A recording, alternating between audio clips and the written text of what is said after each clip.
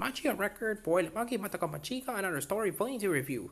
In volume 2, on this alternative telling of Magia record, Puella, Magi, Madoka, Magica, return attention to the resident apple muncher, Kyoko Sakura, who is just as worried about the disappearance of witches in Mitakihara as Mami is, while warned by her fellow magical girl to stay away from Kamihama City. Kobe tempts her into acting as she begins to investigate this mysterious gathering place for witches herself. As the witches she encounters end up being easy meat, Kyoko is lured into a false sense of security and accepts what she thinks is a harmless free bottle of water from a drink stand. As the saying goes, however, you don't get anything for free, as Kyoko soon finds herself thrust into one of Kamihama's infamous rumors, faced with mysterious slips of paper that appear out of nowhere and it seems to be counting down to something. Kyoko returns to Kamihama to find out what is going on and stop the countdown before it is too late.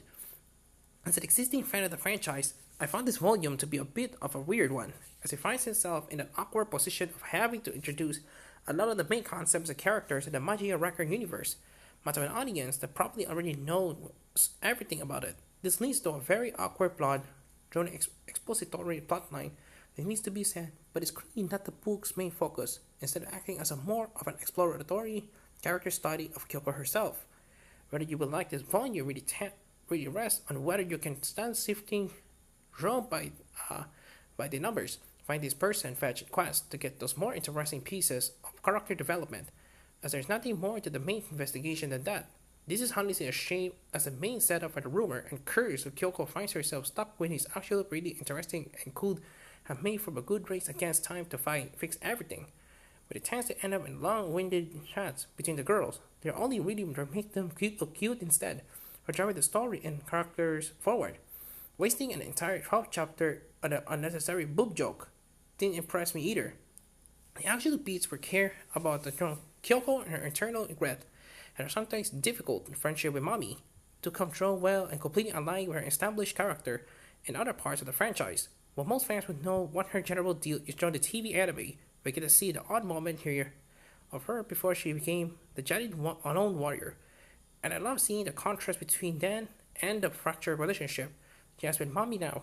Her frustration is being tied to a team also shines through the situations where she has a team up with the Kamihama Sea girls, most of which end with her blowing them off, taking the hard fight into her own hands, leaving an uncomfortable atmosphere in her wake. Like in the first volume, however, the action in the series could really do with some briefing up. The main fight at the end is okay, but it has an overall trend of leading you in with high expectations, all to cut away with celebrations and high-five moments later, without actually showing you how the battle went. When one of the main draws of a Magical Girls series is the fights, this is sure to disappoint those who come into this wanting more of what the main show has to offer. Meanwhile, the ending itself is pretty messy, as it ends up with two distinct battles going on simultaneously, and when it wraps one of them up nicely, the other is only forgotten about. In terms of visuals, the characters remains a biggest draw, with all the girls being very cute and emotive drawn out, while there's a couple of 3-4 page panels to show Kyoko's character design to the full. The background art is still pretty simplistic, but it didn't feel to the detrimental where there's a lot of talking going on in locations like parks and cafes. Magia record Magi Madoka Magica and our story is published by Yen Press, is available both physically and digitally. The series is translated by Noboru Akimoto and sponsored to read with no issues to note. Overall, the second volume of Magia record Magi Madoka Magica is another story. It's a bit of a disappointment, as I was expecting a lot more from a series that has such strong material and characters to work with. While it does have some interesting ideas here, and they're now offer a good character study of Kyoko and her friendship with Mami, and lacks in its overall execution of the core investigation and reveal of the series' central concepts. While it was waves away action scenes in favor of long-winded conversations.